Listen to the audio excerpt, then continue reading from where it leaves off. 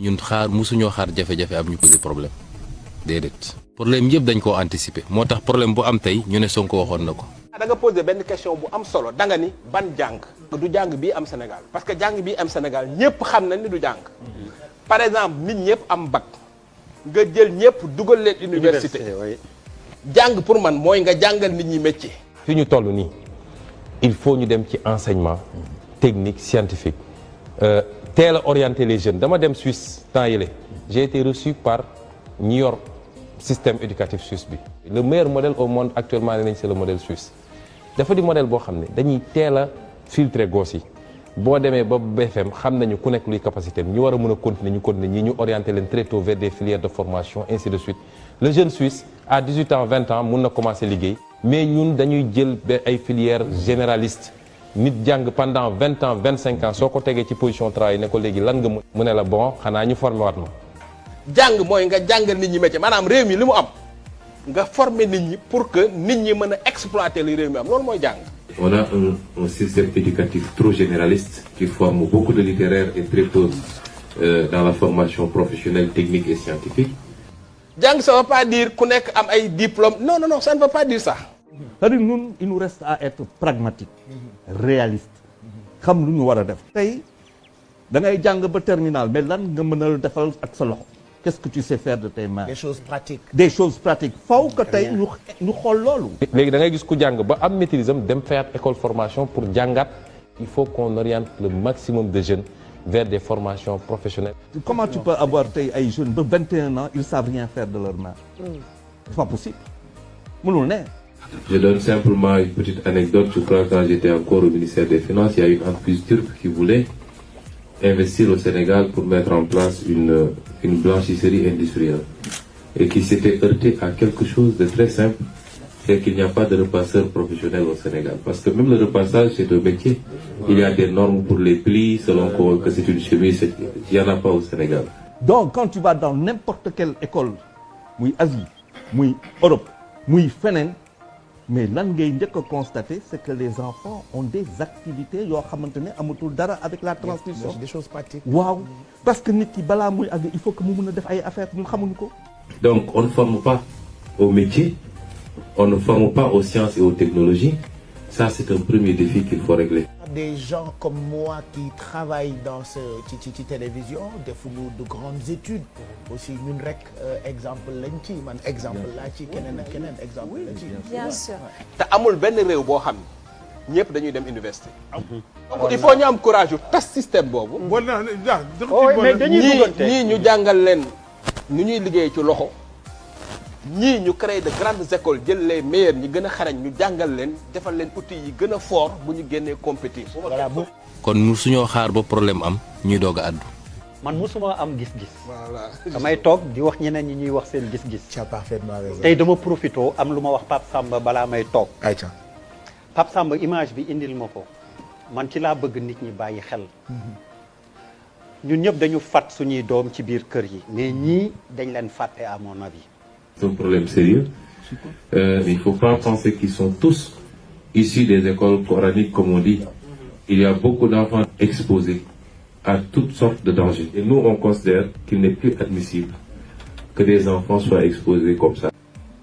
bu seen ay parents failliree état ak société bi pour x raison ñu faillir defuñu seen rôle état ak société bi war nañ leen wuutu taxaw ci ñu régler ko.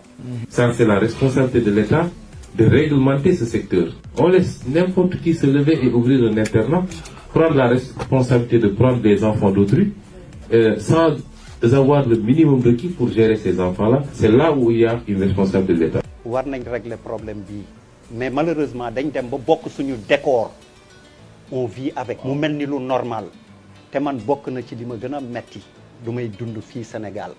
lii nii chaque jour nga dugg ci boulangerie génn ñu ngi taxaw ci biti di xaar. soo leen joxul nu ñuy def. Il faut qu'on arrête de nous casser derrière notre petit doigt en disant que oui, nous sommes dans un pays laïque, l'État ne parle pas de religion. Non. Ça, c'est du laïcisme, c'est pas de la laïcité. Parce que c'est une réalité sociale et sociologique qui est là. L'État doit appréhender toutes les réalités, sans pour autant compromettre la neutralité qui doit être la sienne. xaalis dañ lay laaj ñenn ñi expliquer la dafa am ñoo xam ne dañ leen sas ñeneen ñi boo leen ko joxee ñu joué ji ko léegi ci ay salle ak yeneen. donc tu es entre le marteau et l'enclume xamoo doo xam yow individuellement nan nga war a def sax. am na ñaar ñu ma ci mës a jiital université bi may jàng jëndal leen dàll. parce que dama leen tàmmoon romb couloir de la mort toujours ay xale yu ndaw fa la ñuy yalwaanee. jour bi ma leen jëndalee dàll ñaar lañ solal leen ko bàyyi leen ñu dem le lendemain dañu yeewu defaat tànku neen. ñoo ñaanaat la dàll. ils font ça. ma laaj leen ani dàll yi fa ñu dem la ko kilifa ga jël. C'est incroyable. Et c'est pourquoi nous l'avons proposé dans notre livre.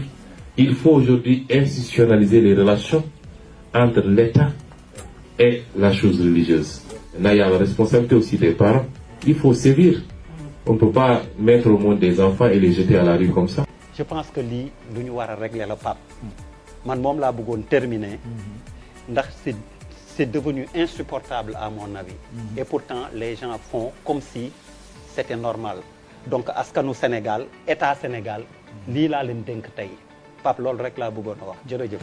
Rester 5 ans, 10 ans sans savoir même où se trouve votre enfant, dans quelles conditions il vit, ça aussi c'est pas acceptable à mon avis. dañuy wax démb tey doog a egsi firndeel ni liñ doon wax lii la. Sénégal dafa war a bokk G5 Sahel man mësuma comprendre pourquoi Sénégal bokkul G5 Sahel.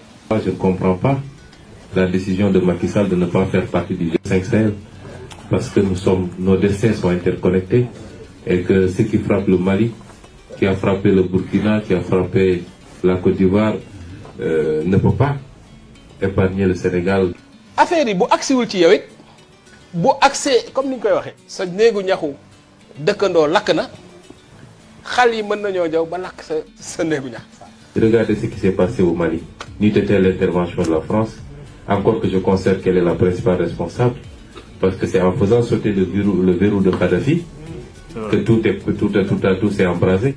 gars yi bu ñu demee ba jël Mali jël Niger jël Burkina Faso ñaari cible lañu am muy Côte d'Ivoire ak Sénégal loolu moo tax Dibby nekkoon tampon boo xam ni li tubaab naan un mal nécessaire maanaam même bu fekkee ni ñi ngi naan dictateur la ak da doon def yooyu dafa taxaw woon taxaw boo xam ne tampon boo xam ne nii dafay protéger Sénégal donc dañu war a redoubler de vigilance gën a renforcer yaa ngi dégg G5 Sahel.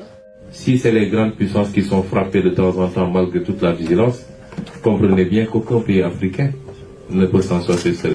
terroristes yi lu ñu mën a def ba arrêté leen ban génn ci bande sahélo-sahélienne boobu mooy muccal Sénégal mooy muccal Côte d'Ivoire.